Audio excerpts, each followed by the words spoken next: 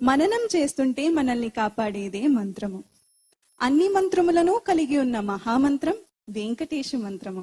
వెన్నెల వంటి ఆ మంత్రాన్ని వెన్నతో కలిగి ఉన్న మహాభక్తుడైన అన్నమాచార్య విరచితమైన ఈ కీర్తనను ఇప్పుడు యువ గాయకుడు నరేష్ అన్నమయ్య పాటల పోటీలో భాగంగా ఆలపిస్తారు.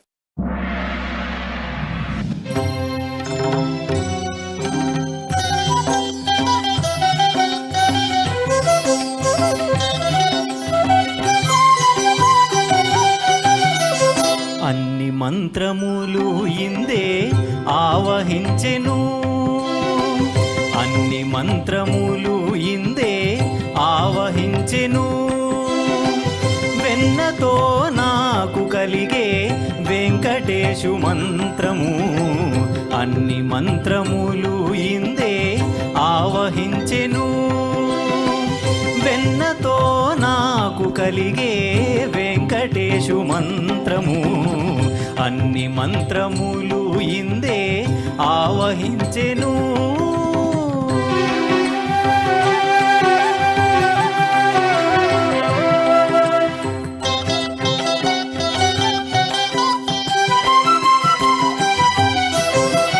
నారదుడు జపించే నారాయణ మంత్రము, చేరే ప్రహ్లాదుడు నారసింహ మంత్రము.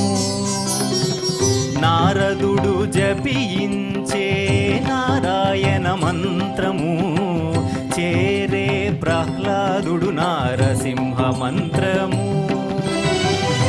కోరి విభీషణుడు చేకొనే రామ మంత్రము, కోరి విభీషణుడు చేకొనే రామ మంత్రము.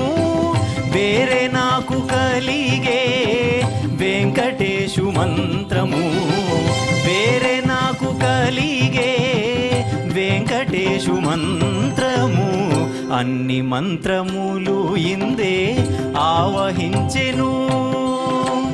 వెన్నతో నాకు కలిగే వెంకటేశు మంత్రము, అన్ని మంత్రములు ఇందే ఆవహించెను.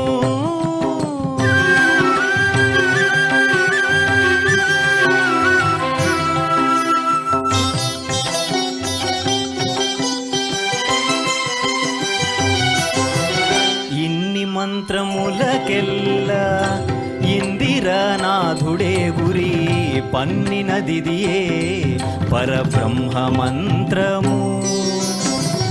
ఇన్ని మంత్రములకెల్లా ఇందిరానాథుడే గురి పన్నినదిదియే పరబ్రహ్మ మంత్రము.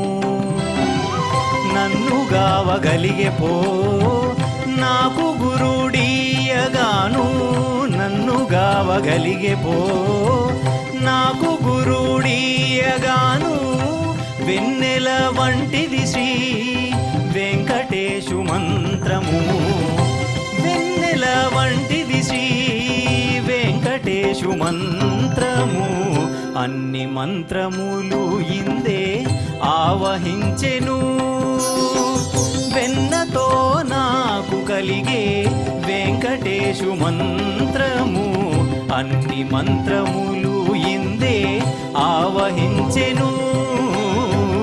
అన్ని మంత్రములు ఇందే ఆవహించెను, అన్ని మంత్రములు ఇందే ఆవహించెను.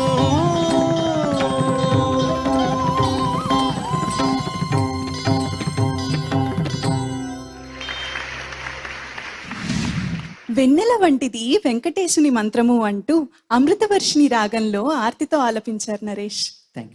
మీరు పాడిన విధానం గురించి శైలజ గారిని అడిగి తెలుసుకుందాం. చక్కటి కీర్తన బాలకృష్ణ ప్రసాద్ గారు స్వరపరిచారు కదా, చక్కగా పాడారు. కొద్దిగా అక్కడక్కడ కొంచెం డౌట్ఫుల్ గా ఉంది, కొంచెం శృతి అక్కడ. ముఖ్యంగా వెన్నెల వంటిది శ్రీ వెంకటేశ మంత్రము రెండోసారి పాడేటప్పుడు కొద్దిగా ఆ పై స్థాయి కొంచెం ఇబ్బందిగా ఫీల్ అయ్యారు మీరు. అంతవరకు అదే ముఖ్యమైనది. 1-2 చోట్ల కూడా కొంచెం శృతి అటు ఇటుగా అయింది. మిగతా అంతా బాగుంది, మీ గొంతు బాగుంది, మిగతా పాడిన విధానం బాగుంది. అంత చక్కటి కీర్తన ఇది, చాలా మంచి కీర్తన ఇది. ఒప్పించారు పాట పాడి, మీరు బాగానే ఉంది. ఆ కాస్త తప్పులు కూడా లేకుండా చూసుకోండి. సరేనా? సముద్రాల లక్ష్మణయ్య గారు ఇందుగల సాహిత్యం గురించి వివరిస్తారా? మంత్రోపాసన యొక్క ప్రాముఖ్యాన్ని చెప్పేటువంటి కీర్తనగా ఇది రూపుదిద్దుకున్నది. కాకపోతే వెంకటేశ్వర అనేటువంటి మంత్రములో అన్ని మంత్రాలు లీనమైపోయినాయి అని అంటున్నాడు అన్నమయ్య. ఆయనకి స్వాధీనమైంది, ఆయన రక్షించింది వెంకటేశ మంత్రం. కానీ ఇంతకు పూర్వము అనేకులు ఏదో ఒక మంత్రాన్ని ఉపాసించి ధన్యులైనారు. వాళ్ళు ఎవరెవరు ఏ ఏ మంత్రంతో తరించినారు అన్నటువంటి విషయాన్ని కూడా పేర్కొంటూ వెళ్ళాడు. నారదుడు ఎప్పుడు నారాయణ నారాయణ నారాయణ మంత్రాన్ని చెప్పించాడు. ప్రహ్లాదుని రక్షించింది నరసింహుడు, కాబట్టి నరసింహుడిని ఎట్లా మరిచిపోతాడు ఆయన? అందువల్ల ఆయన ఉపాసించింది నారసింహ మంత్రము. ఇక రాముడు విభీషణుడు, రావణుని యొక్క తమ్ముడు విభీషణుడు, కానీ చెప్పిన మాట వినకుండా అధర్మ మార్గంలో పోయినాడు. విభీషణుడు రాముడిని ఆశ్రయించినాడు, రామమంత్రం అతన్ని రక్షించింది. ఇకపోతే నా మట్టుకు నాకు వెంకటేశ మంత్రమే చాలు, అన్ని మంత్రాలు దానిలో లీనమై ఉన్నాయి కాబట్టి నేను ప్రత్యేకంగా మరొక మంత్రానికి ఆరాటపడవలసినటువంటి అవసరము లేదు అన్నాడు. అర్జునుడు కృష్ణుడు సఖులుగాను బంధువులుగాను నరనారాయణులుగాను అన్యోన్యంగా అవతరించినటువంటి యుగం అది ద్వాపర యుగం. అక్కడ కృష్ణ మంత్రాన్ని ఉపాసించిన వాడు అర్జునుడు. మామూలుగా ఎవరో ఏదో చెప్తే కాదు, గురువు చెప్తే శిష్యుడికి దాని మీద గురుతు గౌరవము ఏర్పడుతుంది. కాబట్టి కృష్ణుడు బంధుత్వంతో కాకుండా సఖిత్వంతో కాకుండా సాక్షాత్తు గురుస్థానాన్ని వహించి అర్జునుడికి ఆ మంత్రం ద్వారా తరుణం కలిగించాడు. కానీ అన్ని మంత్రాల సారాంశము ఆ ఇందిరానాథుడే, ఆ లక్ష్మీరమణుడే. అదే పరబ్రహ్మ మంత్రము. ఇకపోతే ఒక్కొక్క మంత్రానికి పేర్లు చెప్పినప్పుడు అర్థాలు ఉంటాయి. వెంకటేశ అని ఏమర్థం అంటే సర్వపాపాన్ని వేం ప్రాహు కటస్తద్దాహ ఉచ్యతే.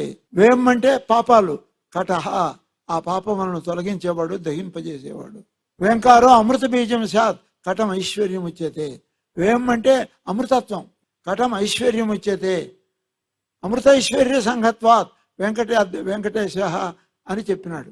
అమృతత్వము ఐశ్వర్యము రెండు సమన్వయించినటువంటి భగవంతుడు ఆయన యొక్క పేరు. అది నాకు నా పాలిటి తారకమైంది. ఆయా యుగాల్లో ఆయా భక్తులు ఆయా మంత్రాలతో తరించి ఉంటే ఉండవచ్చు. ఈ కలియుగంలో నాకు వెంకటేశ మంత్రమే రక్షకము అయిందని వెంకటేశ మంత్రం మీద, వెంకటేశ్వరుని మీద తనకున్నటువంటి అసామాన్యమైనటువంటి